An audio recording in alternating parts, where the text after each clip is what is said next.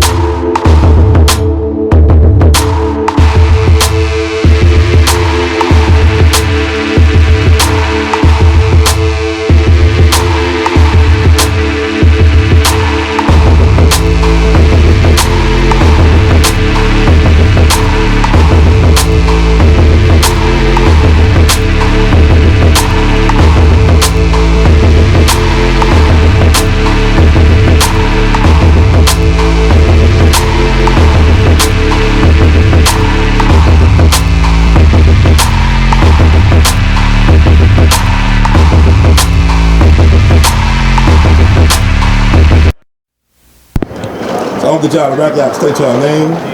All right, my name is Donnie Bradford. Okay. Pastor Levon Whitaker. Okay, you a pastor? Yeah. Okay, you got the serene quality, you got the fire, you got the passion. Okay, good. Cold. Okay, so I want to get y'all opinion, like what's going on, y'all in support Justice for Cinque-Q, but also for the Black Mother's Day. Just want to get y'all thoughts about everything, what's going on with black people in particular right now, and whatever. Okay. All right.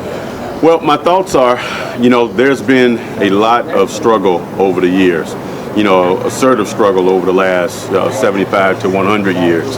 And the struggle, as always has been said, it's never over. Mm-hmm. And it's one of the things that Marshall told us is that we're not yet free. Mm-hmm. And it's one of the things that we have to keep in mind. Justice, anybody that is concerned can get involved with the right for justice for folks. And injustices are prevalent just anywhere that you can look at. Mm-hmm. Whether it's a child being mistreated, whether it's an elderly person being mistreated. They worked all these years only to be mistreated, only to be neglected in the area of Social Security or housing. And whether it's an African-American student in the classroom, whether it's an African-American student being improperly profiled. So we want to make sure that no child, no individual should be put in a position where, some form of injustice is upon them. It's one thing for a child to experience that and, almost adapt to that and conform to that sort of a way of a lifestyle. And once you conform to that pattern of a lifestyle, it's hard for you to actually see how to get involved. You almost see as if it's an anomaly because you don't believe that it can happen to you. Certain things can happen to you. And the things that do happen to you, you tend to believe that that's just a way of life. That's not a way of life. You have a voice, you have a right for a quality of life that is at the highest level, as all of us should expect. And we're in full support of our brother Lasana here for his right to have some answers for his child, him and his child's mother, his wife. And we're going to continue to stick with him, and we hope that others will join in as well.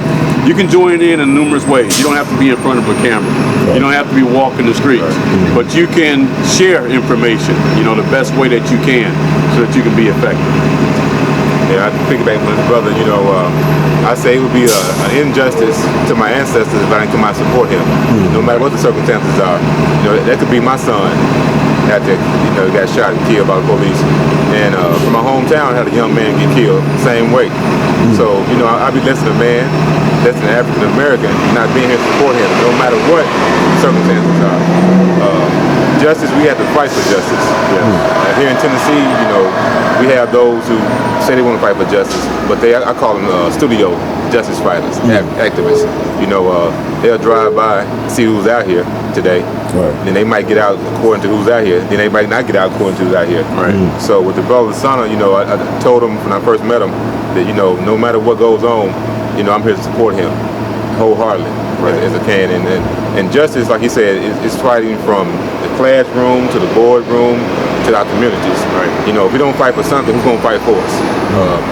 I come from the Marcus Garvey's, thinking, hey, we got to stand up, you mighty people.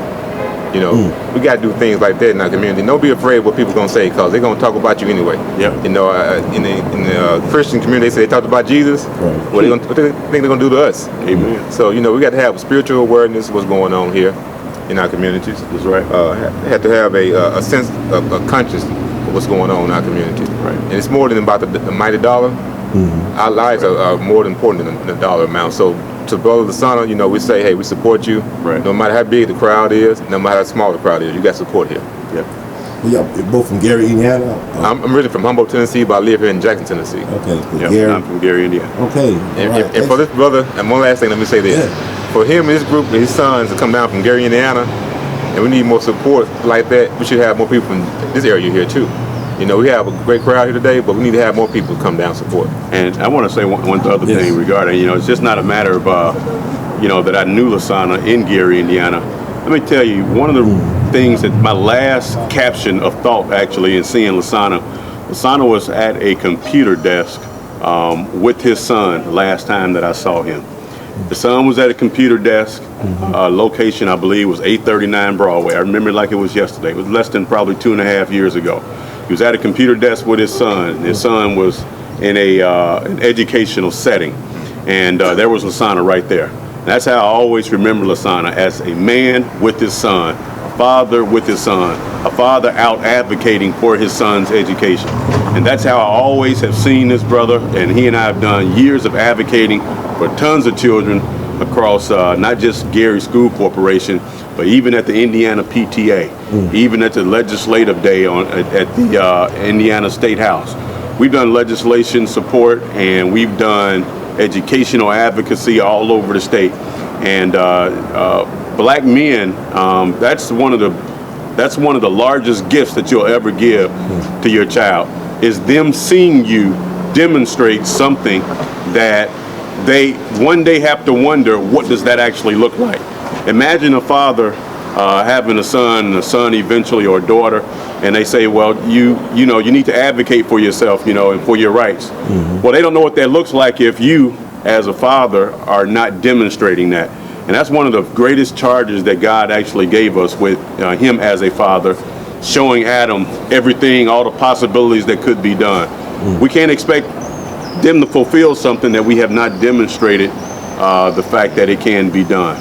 And so fathers, come out, support your children. I was going to add too, I think the black men are rising up this season. There's like a lot of brothers getting involved right now. I know it's the 20th anniversary of the Million Man March coming up. Know a lot of anniversaries, but it's like a lot of black men are rising up now. What's going on? What y'all think is the? I think we've been here the whole time. It's easy for me to go out here and pull numbers and say, out of 10 households, you only have 2 with black men in the household. I can pull numbers and figures out all day long.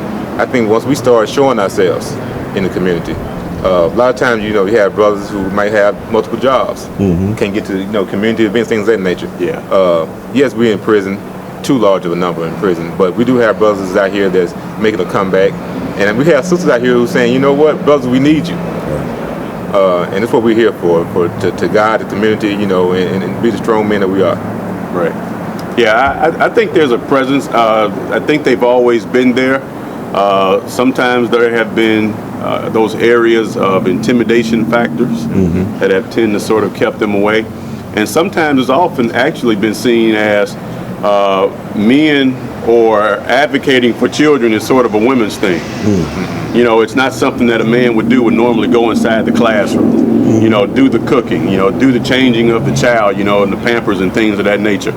But I can tell you, tactily speaking, a child being touched, or being present in the lives of their child is a man's presence makes a remarkable difference. And it's not to take anything away from the woman. It makes her no less of a woman, but just a man's presence. So I encourage guys, go out, go into the classroom, sit with your child, in the classroom, make one of those unannounced visits, not just one, make them numerous times throughout the school year, and let them know and feel your presence even when you aren't there. And that's, one of the more important takeaways.